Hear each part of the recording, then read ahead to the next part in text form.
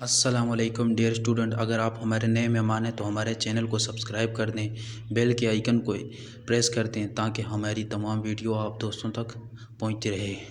तो अगले अगले कई लेक्चर में हमने होमियोस्टेसिस को डिस्कस किया था, फिर होमियोस्टेसिस एंड प्लांट को डिस्कस किया था, होमियोस्टेसिस एंड प्लांट में कैसे होते, तो फिर इसको हमने डिस्कस किया था। आज हम देखेंगे ह्यूमन के अंदर होमियोस्टेसिस एंड लंग्स में किस तरह से होमियोस्टेसिस का प्रोसेस होते हैं, लंग्स में किस तरह से होमियोस्टेसिस का प्रोसेस होते हैं।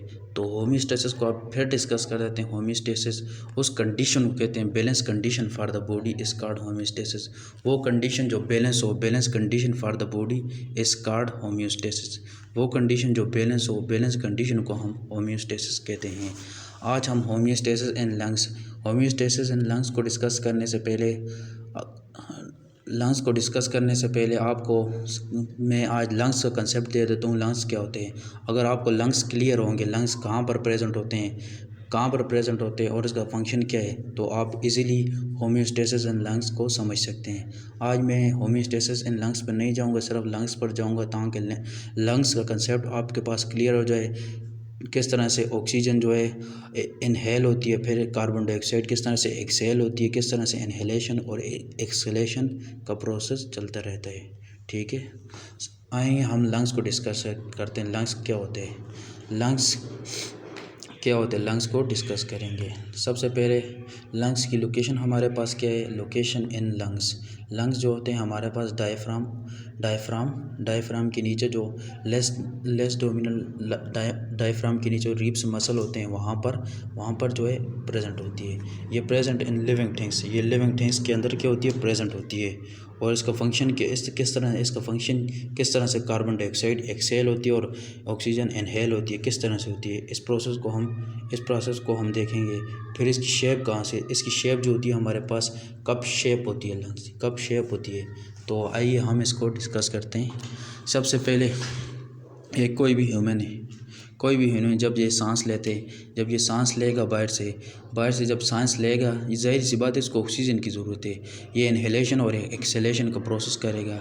ये लिविंग थिंग्स में होते हैं और नॉन लिविंग थिंग्स में नहीं होता। लिविंग थिंग्स में चाहे वो प्लांट हो, एनिमल हो, ह्यूमन हो, जो भी हो लिविंग थिंग्स हो, उनमें ये इनहेलेशन और एक्सहेलेशन का प्रोसेस होता रहता है। ठीक है, अब ये भी कोई भी ह्यूमन है, जब ये सांस लेगा तो जब सांस लेगा तो बाहर से जो एयर है, तो ये जो हम डिस्कस कर रहे हैं इसको एयर पैसेज वे कहते हैं। हवा किस तरह से अंदर आती है, लंग्स तक किस तरह से हवा पहुंचती है। जब ये सांस लेने के बाद जब ये सांस लेगा तो ये आपको नज़र आ रहा है एक्सटर्नल नोस्ट्रल, ये नोस्ट्रल होती है। ये जो पूरी बॉडी है इसको हम नेज़ल कैविटी कहते हैं। यहाँ से लेकर यहाँ तक ये जो बने हुए इसको नेज़ल कैविटी कहते हैं। और जो ये जो अंदर का रास्ता है ना, इसको हम नोस्ट्रल कहते हैं। एक्सटर्नल नोस्ट्रल इस वजह से कहते हैं क्योंकि ये हमें सामने नज़र आ रहे हैं एक्सटर्नल नोस्ट्रल। यहाँ से जाकर इमेजिन कर दिए इंटरनल नोस्ट्रल है। यहाँ पर जाएगी एयर जाने के बाद, यहाँ से जाने के बाद सीधा कहाँ पर आएगी? फेरिंग्स में आएगी। फेरिंग्स में आने के बाद फेरिंग्स में आने के बाद अब इसे डिवाइड होने अभी यहाँ पर दो पाइप हैं। एक वेंट पाइप है जिसको मैंने W से रिप्रेजेंट किए हुए, और एक फूड पाइप है जिसे मैंने F से रिप्रेजेंट किए हुए। जब ये वेंट पाइप में आएगी हवा, तो हवा जब वेंट पाइप में आएगी, वेंट पाइप में आने के बाद यहाँ पर क्या है, यहाँ पर दाखिल होगी। यहाँ पर आने के बाद और एक बात मैं आपको कह देता हूँ, ये फेरिंग्स का आप बहुत लोग सुनते हैं, फेरिंग्स से आगे लेरिंग्स शुरू होते हैं। नहीं, लेरिंग्स शुरू होता है, लेरिंग्स उस रीजन को कहते हैं जो ये नहीं वेंट पाइप है, इस रीजन को, ये जो रीजन है इस रीजन को हम लेरिंग्स कहते हैं। ठीक है, यहाँ से आई एयर यहाँ पर, और यहाँ से आने के बाद लंग्स में दाखिल होगी। अब यहाँ पर आई, जैसे ही वेंट पाइप से यहाँ आई, और इस रीजन को हम ब्रोंकाई कहते हैं। ठीक है, इस रीजन को हम ब्रोंकाई कहते हैं। अब ब्रोंकाई में आने के बाद ये लंग्स में आएगी। जब ये लंग्स में एंटर होगी, देखें ये लंग्स बनी हुई है। लंग्स इसके एक लेफ़्ट लंग्स होते हैं, एक राइट होते हैं। मैंने एक ही डिस्कस किए हुए ताकि फिर कभी डिस्कस करेंगे और समझने की, बस आपको समझ आएगी तो फिर ठीक है। यहाँ पर दाखिल होगी। यहाँ पर जब दाखिल होगी। यहाँ पर एयर दाखिल होने के बाद कहाँ पर जाएगी, यहाँ पर जाने के बाद ये फर्दर नहीं है, फर्दर ब्रांचेस में क्या होगी, ये डिवाइड होगी। यहाँ पर फर्दर ब्रांचेस में डिवाइड होगी। ये जो आपको नज़र आ रहे हैं ये इसको हम एल्वुलाई कहते हैं, एल्वुलाई।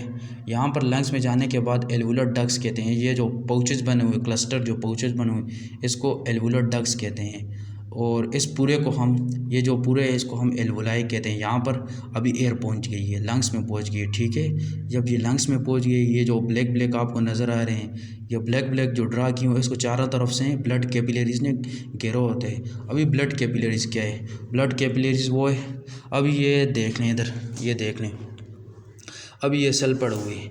अब ऑक्सीजन यहाँ तक पहुँच गई है, ये जो एयर है जो बाहर से ऑक्सीजन आई है यहाँ तक पहुँच गई है। अब यहाँ से ये खुद चल के तो नहीं जा सकती ना, अभी इसको कोई लेके जाएगा, कोई मैकेनिज़्म होगा, कोई लेके जाएगा, जो अल्लाह ताला ने निज़ाम बनाए हुए।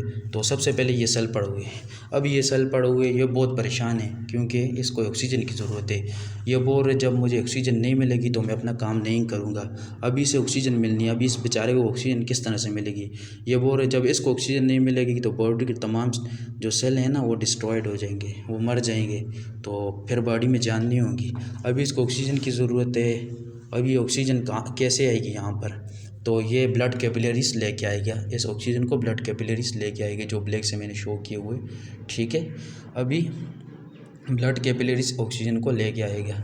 अभी सबसे पहले ब्लड कैपिलरीज क्या होते हैं, सबसे पहले जो सबसे बड़ा पाइप जो होते हैं, जो हार्ट से ऑक्सीजनेटेड ब्लड को लेके आते हैं, इसको क्या कहते हैं, आयोटा। ये वो पाइप होते हैं जो हार्ट से ऑक्सीजनेटेड ब्लड को लेके आते हैं, जो पंप होते हैं, जो साफ़ खून नहीं होता, साफ ब्लड जो होते हैं उसको लेके आएगा। उसको आने के बाद यहाँ पर आर्टरीज में डिवाइड हो जाएगा, फिर उससे आगे छोटा पाइप, फिर उससे आगे आर्ट्रियोल, उससे छोटा पाइप, और आर्ट्रियोल से आगे फर्दर जो ब्रांचेस नहीं होती, छोटी छोटी ब्रांचेस होती हैं, उन ब्रांचेस में ये क्या होगा, डिवाइड होगा।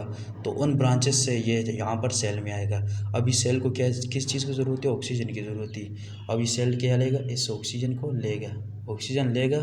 तो ऑक्सीजन लेने के बाद अभी सेल को जो जो चीज़ें चाहिए, जो न्यूट्रिएंट्स जो सेल को नहीं चाहिए, जो चाहिए वो कैपिलरीज से जो आई हुई हैं उनको ले लेगा, पिक कर लेगा, और जो नहीं चाहिए वो दे देगा, जैसे कि कार्बन डाइऑक्साइड। इस तरह से कार्बन डाइऑक्साइड आएगी। ये अभी इमेजिन कर लें, मैंने आपको समझाने के लिए वो बताया था आर्टरीज का। अभी इसको ऑक्सीजन की ज़रूरत थी, ऑक्सीजन को यहाँ से ले लिया, ऑक्सीजन यहाँ पर आ गई, और यहाँ से जो कार्बन डाइऑक्साइड था वो ये चला गया, यहाँ से कार्बन डाइऑक्साइड चला गया और बाहर की तरफ एक्सहेल हो गया। इस तरह से इनहेलेशन और एक्सहेलेशन का प्रोसेस चलता रहता है, ठीक है। ये फिर से मैं आपको यहाँ से बता दूँ, ये तमाम रास्ते, इस तमाम रास्ते को कहते हैं एयर पैसेज वे। इस तमाम रास्ते को हम क्या कहते हैं, एयर पैसेज वे, ठीक है। और ये जो रीजन है यहाँ पर, जहाँ पर ऑक्सीजन जो है बनती है, मतलब यहाँ पर ऑक्सीजन आती है और कार्बन डाइऑक्साइड पाई जाती है, इसको हम एल्वुलाई कहते हैं। ये structure and functional unit of lungs है, ठीक है। आपसे जो भी पूछे आप लंग्स का स्ट्रक्चर और फंक्शनल यूनिट क्या है, तो आपने ये बताना एल्वुलाई, ठीक है। तो आगे हम डिस्कस करेंगे होमियोस्टेसिस लंग्स क्या होते हैं। तो आपने इस बात को समझ लिया तो फिर आपके लिए ईजी होगा, कोई मुश्किल नहीं होगा, ठीक है। तो ये था होमियोस्टेसिस। जस्ट लंग्स का बता रहा था, लंग्स, और लोकेशन इसकी डायफ्राम। ये जो जगह है ना, इस जगह को डायफ्राम कहते हैं। ये जो है इस जगह से नीचे लेस डोमिनल, यहाँ पर जो है वो रिब्स मसल होते हैं, इसके ऊपर ऐसे रिब्स मसल, और यहाँ पर ये क्या होते हैं, लंग्स प्रेजेंट होते हैं, ठीक है। तो ये था आज का हमारा लेक्चर लंग्स के बारे में। तो हमारे चैनल को लाजमी सब्सक्राइब कर दें, बेल के आइकन को प्रेस करना ना भूलें।